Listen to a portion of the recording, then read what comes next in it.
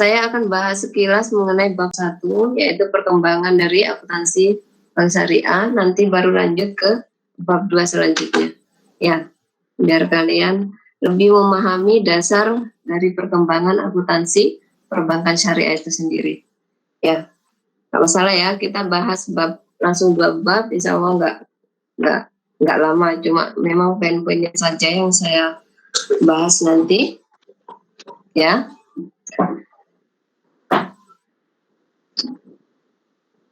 Baik, ini sebagai pengantar kita dari bab 1, 2, dan 3 itu sekilas kita akan membahas mengenai prinsip dasar dari akuntansi perbankan syariah. Baru nanti di pertemuan bab keempat baru kita membahas kerangka dasar laporan keuangan berbasis syariah.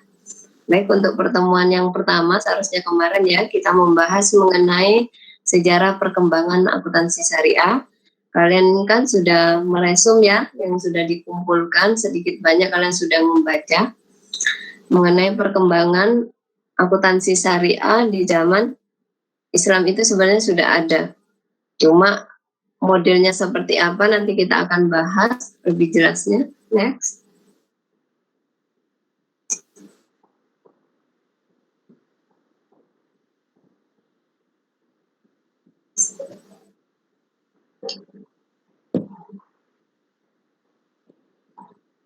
Selanjutnya Mbak Novita.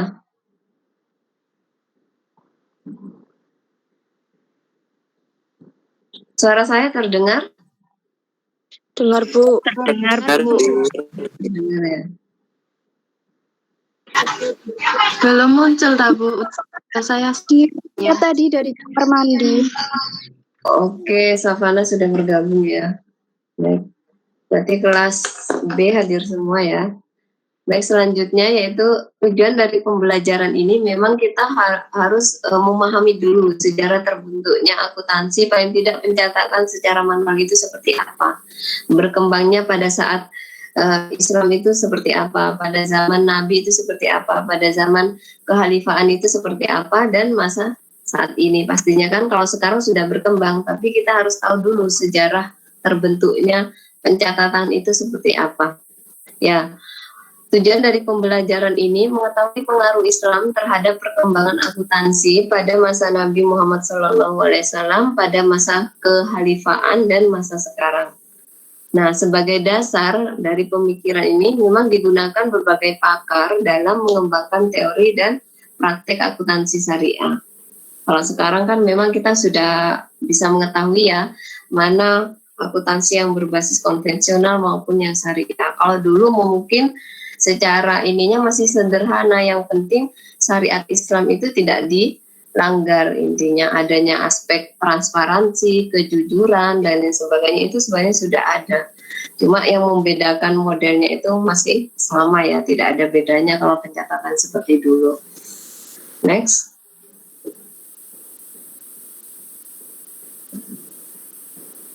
Lah, Bu, PPT-nya nggak muncul, Bu. Oh ya dah, di saya muncul yang lain. Muncul, Bu. Ini aja ya, saya kirim di grup untuk PPT-nya. Biar kalian juga sambil membuka ya. Yang lainnya muncul atau tidak? muncul, Ibu. Muncul, Bu. Mungkin Kolim itu masih ngepin Muncul, Bu. 25, jadi apa PPT-nya ketutup. Oke, saya kirim di grup saja ya, biar kalian juga bisa buka. Sudah saya kirim di grup, bisa kalian buka. Sekarang masih kebuka PPT-nya, kok di sini tertutup? Nggak ada. Baru dimunculkan lagi sama Novita. Untuk PPT-nya sudah kalian bisa buka ya di grup masing-masing, kelas A maupun kelas B. Baik, selanjutnya kondisi sebelum Islam berkembang. Jadi sebelum berdirinya peradaban Islam seperti yang kita ketahui, zaman dulu itu sudah ada bangsa Romawi dan bangsa Persia. Ini adalah kekuatan yang mendasari bahwa awal mula pencatatan atau dilakukan itu karena adanya perdagangan, itu yang menjadi asal mula pada saat itu. Nah, pada saat itu juga digunakan akuntansi dalam bentuk perhitungan barang dagangan oleh para pedagang. Jadi kalau dulu itu mungkin orang yang melakukan transaksi, dia hanya sekedar menghitung, pokoknya saya belanja sekian, terjualnya sekian, memperoleh untuk sekian. Intinya hal sederhananya seperti itu. Jadi tidak secara langsung tercatat di dalam buku dan sebagainya. Ya. Dari sejak pergi berdagang sampai pulang kembali. Ini direferensikan oleh Adnan dan Labaju pada tahun 2006. Jadi sesederhana itu dalam pencatatan, maksudnya dalam mengkalkulasi keuntungan itu hanya sekedar mungkin pencatatannya seperti apa ditulis di buku itu tidak secara gamblang dijelaskan dalam sejarah, tapi kalau cuma sekedar perhitungan saja itu jelas, tapi dari masa ke masa nanti kekhalifahan sampai khalifah terakhir itu adanya pencatatan, karena memang dulu itu sudah ada Baitul Mal untuk zakat dan sebagainya itu sudah tercatat sebenarnya. Cuma secara contoh fisik pencatatannya itu belum ditemukan. Next. Nah, untuk perhitungan yang dilakukan untuk mengetahui perubahan-perubahan yaitu untung dan rugi saja, tapi tidak secara real barang yang terjual berapa, yang tidak laku berapa, itu tidak ada. Orang Yahudi saat itu banyak melakukan perdagangan menetap dan mencatat piutang mereka. Nah, ini sudah mulai adanya pencatatan. Namanya orang dulu mungkin ya, dia melakukan perdagangan dengan jarak tempuh yang sangat jauh, otomatis kan dia menetap, tidak mungkin transportasi seperti saat ini ya. Kalau dulu mungkin menggunakan unta dengan jarak tempuh sekian dari Mekah ke Madinah dengan butuh waktu yang cukup lama. Makanya pedagang zaman dulu itu memang kebanyakan memilih menetap. Ya, menetap beberapa bulan baru pulang ke rumahnya, ini seperti itu. Tapi di sini sudah mulai adanya pencatatan piutang. Ya. Nah, untuk akuntansi masih terbatas pada transaksi yang sederhana seperti yang tadi saya jelaskan, hanya sekedar pengeluaran dan pemasukan saja. Next. Nah, di sini baru selanjutnya kita akan membahas mengenai pengaruh Islam terhadap perkembangan akuntansi. Nah, kalau kita berbicara syariah, memang acuannya itu berdasarkan Al-Quran dan Sunnah, ya kan? Itu sudah pegangan kita. Makanya Islam itu pun membahas secara konteks yang lengkap, mulai dari beribadah, bermuamalah, dan dalam kehidupan sehari-hari, dari cara kita berpakaian, dari kita makan, itu semuanya diatur dalam Islam. Makanya memang Islam mempunyai aturan yang sangat kompleks dibandingkan dengan agama-agama yang lain yang kita ketahui ya. Cuma kalau lebih spesifiknya seperti apa kan kita tidak mempelajari agama lain seperti apa. Nah, selanjutnya seperti yang dalam Al-Qur'an ayat surat Al-Baqarah ayat 282 telah mendorong umat Islam peduli terhadap pencatatan dan menimbulkan tradisi pencatatan transaksi. Ini juga mendorong berkembangnya partnership. Jadi dalam surat Al-Baqarah ini sudah ada nanti artinya bahwa semua transaksi yang dilakukan tidak secara tunai diwajibkan untuk dicatat. Ya. Intinya seperti itu. Next. Nah, untuk surat Al-Baqarah ayat 282 kita memahaminya yang artinya bahwa hai orang-orang yang beriman, apabila kamu bermuamalah, ya kan, melakukan transaksi dalam bentuk apapun, tidak secara tunai untuk waktu yang ditentukan. Jadi kita melakukan transaksi, jatuh temponya berapa itu meskipun sehari, tapi tidak dibayarkan secara tunai, maka harus ada pencatatan sebagai bukti dari transaksi. Nah, intinya bahwa Al-Quran pun sudah menyarankan untuk kita melakukan pencatatan meskipun hal sekecil apapun, karena itu masuk dalam ranah utang ya, kalau kita melakukan transaksi tanpa dibayar secara langsung.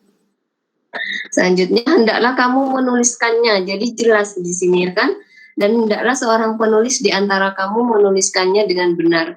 Jadi tidak ada kebohongan, tidak ada yang melebihi dari transaksi itu. Jadi sesuai akad yang dilakukan, misalnya melakukan transaksi 500.000 ya, sesuai yang ditulis itu piutangnya 500.000, tidak ada penambahan dalam bentuk apapun. Selanjutnya, dan janganlah penulis enggan menuliskannya sebagaimana Allah mengajarkan, maka hendaklah ia menulis dan hendaklah orang berhutang itu mendiktikan. Yang dimaksud di sini antara berhutang yang dihutangi ini sama-sama tahu, ya kan? Di sini malah diajarkan untuk mendiktikan yang berhutangi atau dihutangi. Jadi sama-sama tahu antara kedua belah pihak apa yang akan ditulis itu, dan hendaklah ia bertakwa kepada Allah Tuhannya dan janganlah ia mengurangi sedikit pun daripada hutangnya. Apalagi mengurangi ya, harus sesuai, intinya tidak ada kelebihan dalam bentuk apapun.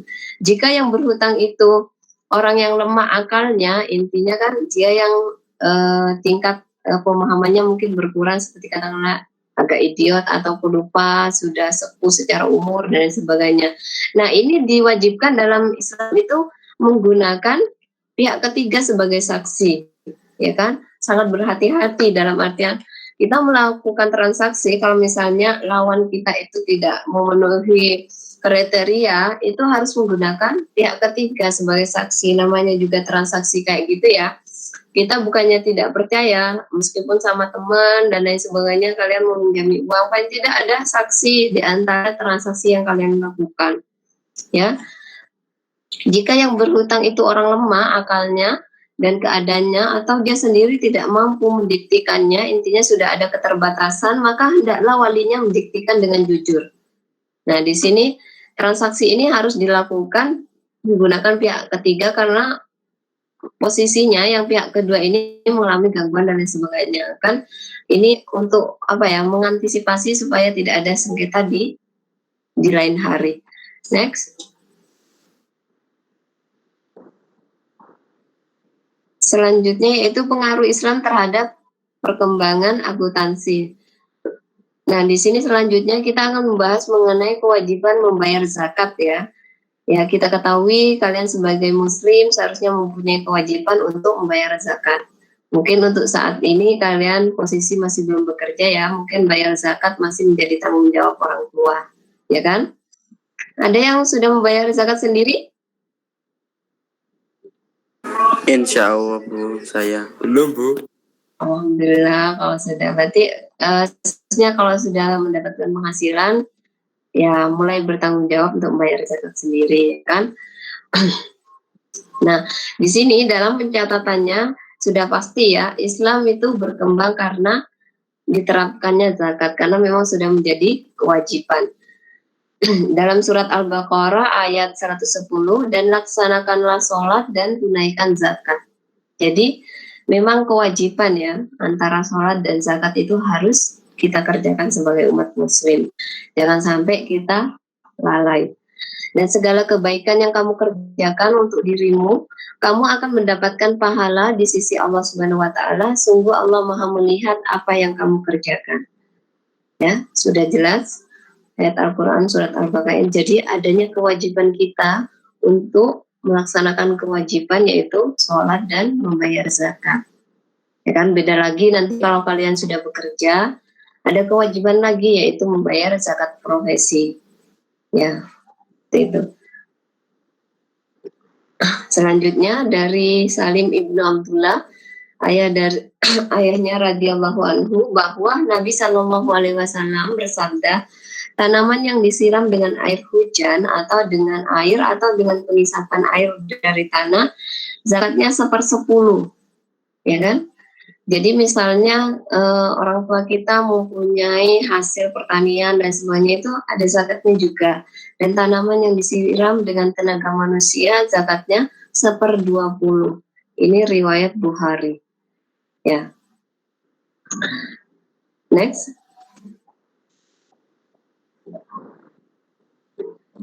Nah, untuk zakat perniagaan ini dilaporkan dari Abu Ubaid bahwa Maimun bin Mihran, ulama tabi'in, berkata, apabila sudah tiba temponya kamu berzakat, hitunglah berapa jumlah uang kontan.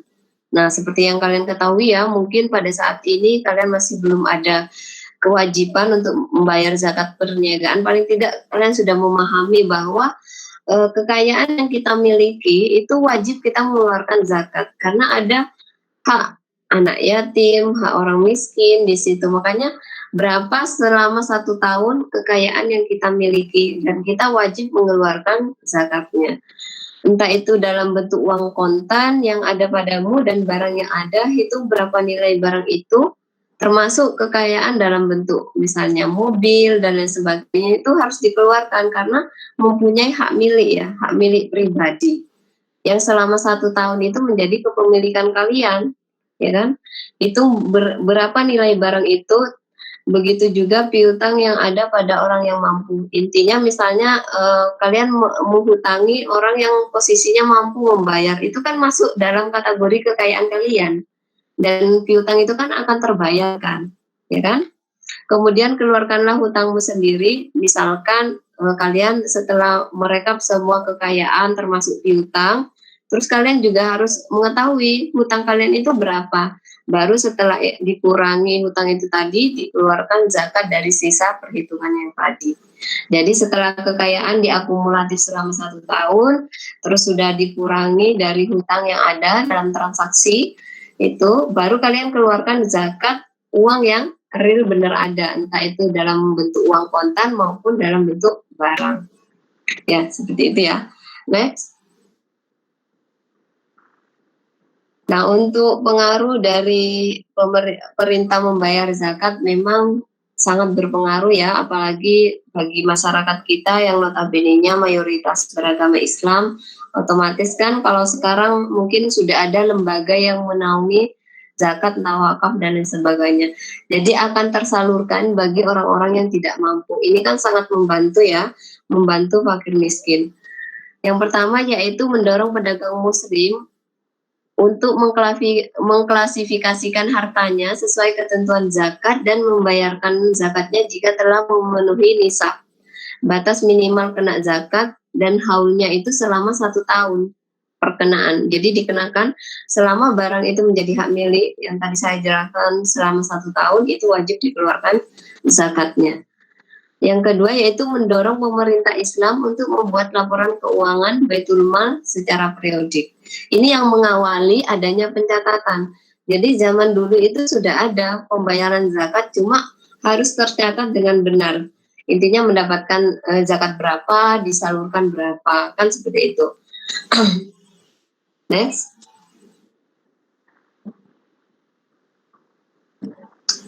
Nah, selanjutnya kita sudah mulai pembahasan di perkembangan akuntansi itu sendiri.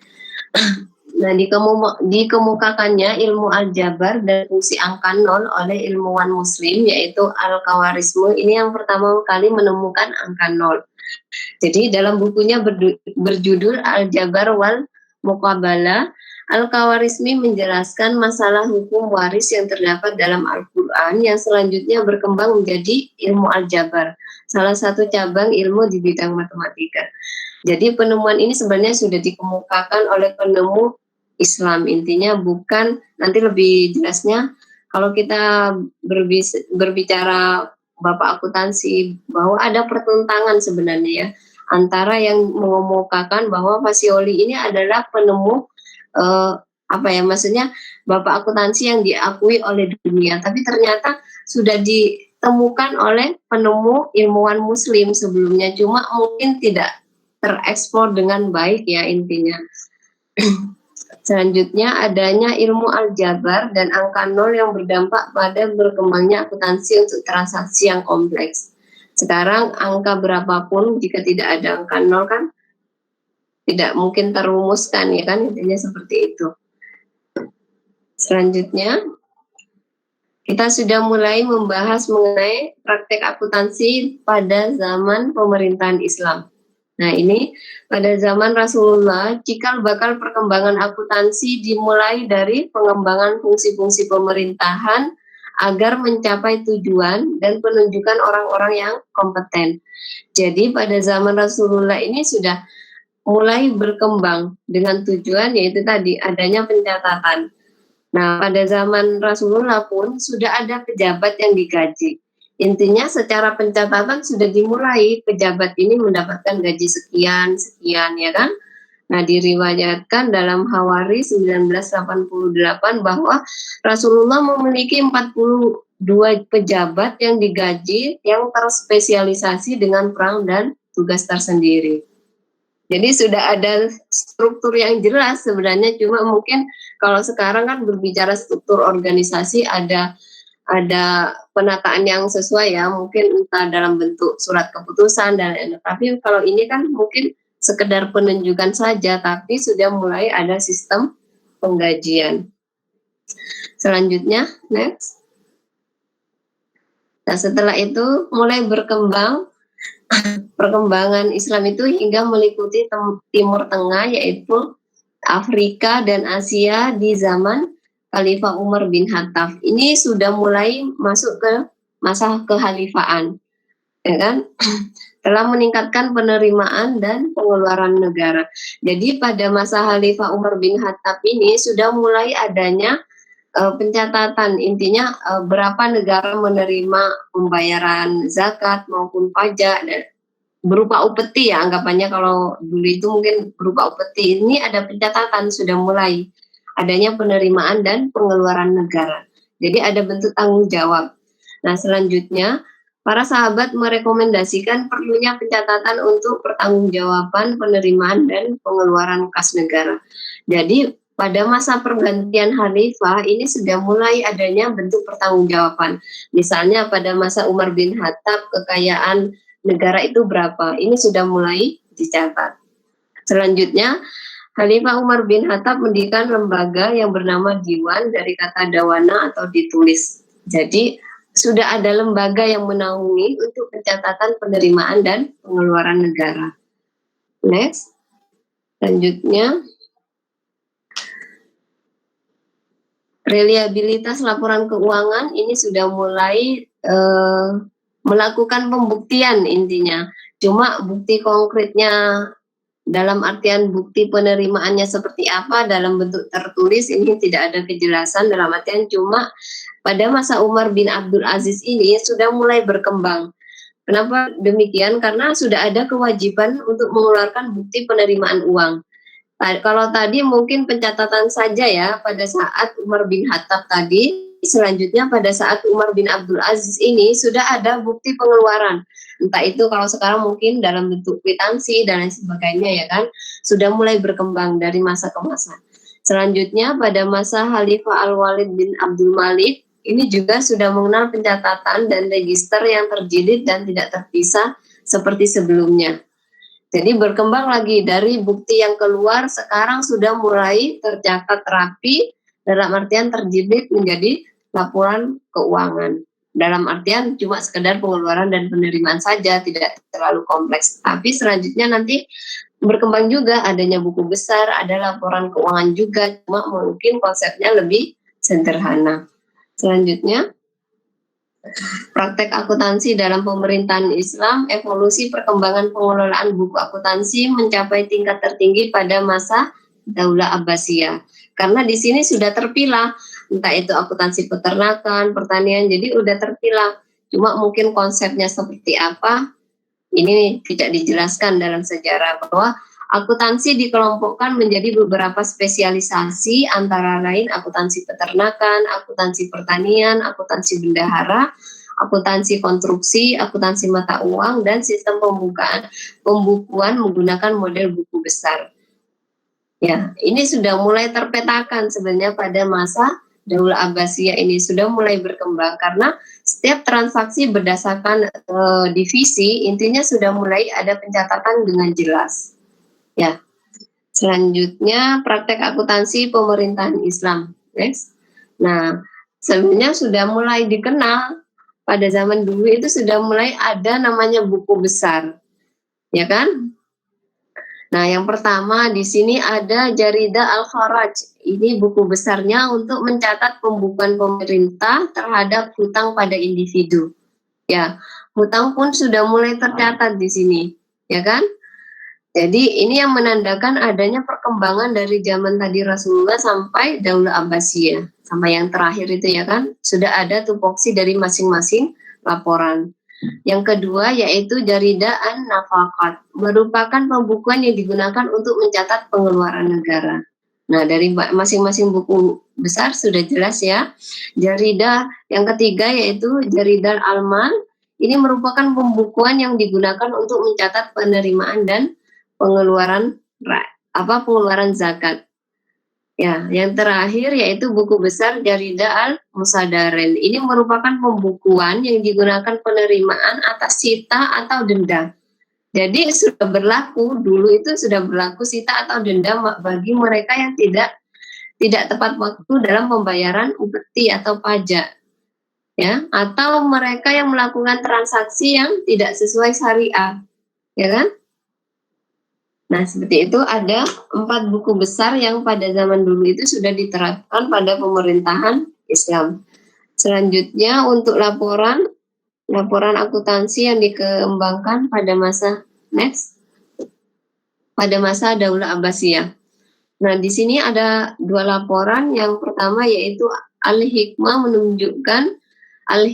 menunjukkan total pendapatan dan pengeluaran yang dibuat setiap bulan. Ya, sebenarnya sudah jelas ya. Kalau sekarang ada perusahaan yang menggunakan laporan per bulan, ada yang tribulan, ada yang per 6 bulan atau per tahun. Nah, di sini sudah diterapkan adanya pencatatan pendapatan maupun pengeluaran yang dibuat setiap bulannya. Ya kan? Yang kedua yaitu Al-Hikmah Al-Jami'ah, yaitu laporan keuangan konferensi berisikan gabungan laporan laba rugi dan neraca yang dilaporkan pada akhir tahun. Ya kan, sudah ada sebenarnya laporan laba rugi dan neraca, cuma contoh realnya seperti apa masih belum ada. Cuma penjabarannya adanya laporan laba rugi dan neraca itu sudah ada dulu itu. Selanjutnya, next. Nah, kita membahas mengenai peradaban Islam dengan Bapak akuntansi kita yang kita kenal mungkin ya. Bapak Pacioli ini melalui bukunya dianggap sebagai orang pertama yang menggagas tata buku berpasangan, yaitu double entry bookkeeping. Ternyata beberapa ahli tidak sepakat dengan pendapat ini, bahwa sistem yang baru dianggap sebagai revolusi dalam seni pencatatan dalam bidang ekonomi dan bisnis. Ini ada yang menganggap bahwa Pacioli ini bukan penemu, cuma pada saat itu melakukan transaksi, tapi bukan pencetus utama. Ya, kalau kita mengenalnya Bapak akuntansi bahwa Pacioli inilah yang kita kenal selama ini, tapi jika dikaitkan dengan peradaban Islam ternyata bukan, ya kan? Selanjutnya.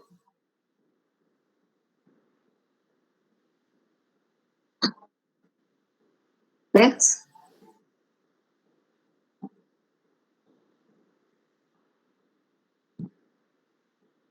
Selanjutnya. Sudah berubah slide-nya. Oke.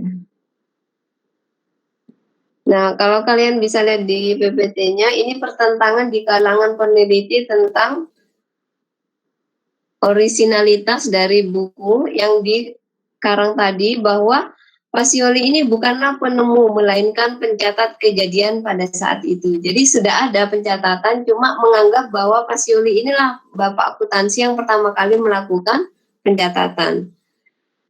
Nah, untuk HEF 1976 dalam Zaid 2001, perkembangan akuntansi tidak terjadi di Italia kuno.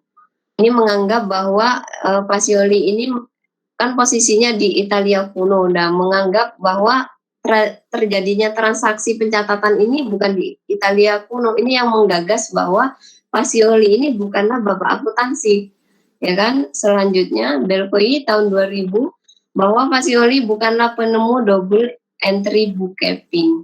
Jadi ada beberapa yang menyanggah bahwa Pacioli bukanlah Bapak akuntansi. Selanjutnya, next. Nah, ada beberapa pendekatan yang dilakukan untuk mengembangkan akuntansi syariah. Yang pertama yaitu pendekatan berbasis akuntansi kontemporer atau induktif.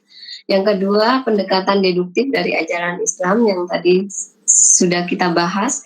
Yang terakhir yaitu pendekatan hybrid. Selanjutnya, next. Nah, kalau kita berbicara perkembangan, kalau saat ini mungkin akuntansi sudah sangat berkembang jika dibandingkan dengan ilmu yang lain, ya kan? Pendekatan berbasis akuntansi kontemporer ini berdasarkan AOV tahun 2003. Pendekatan ini menggunakan tujuan akuntansi keuangan barat yang sesuai dengan organisasi bisnis orang Islam dan mengeluarkan bagian yang bertentangan dengan ketentuan syariah. Ya, misalnya dalam PSAK syariah tidak diperkenankan pemberlakuan metode pengukuran present value pada aset maupun kewajiban. Nah, tujuan akuntansi Islam berdasarkan pendekatan ini adalah untuk pengambilan keputusan dan memelihara kekayaan institusi. Jadi memang kalau berbicara perkembangan akuntansi yang ada, cuma kalau dulu mungkin tidak ada toleransi dalam pencatatan. Tapi kalau sekarang artinya ada penyesuaian yang terjadi. Misalnya kita tidak bisa memaksakan perusahaan yang kecil menggunakan PSAK dan sebagainya. Ya kan, akhirnya ada pendekatan yang dilakukan supaya menyesuaikan dengan laporan yang saat ini berlaku. Intinya seperti itu. Baik, sebelum saya akhiri, ada pertanyaan? Maksudnya lanjut ke bab 2, bukan diakhiri ya. Lanjut ke bab 2.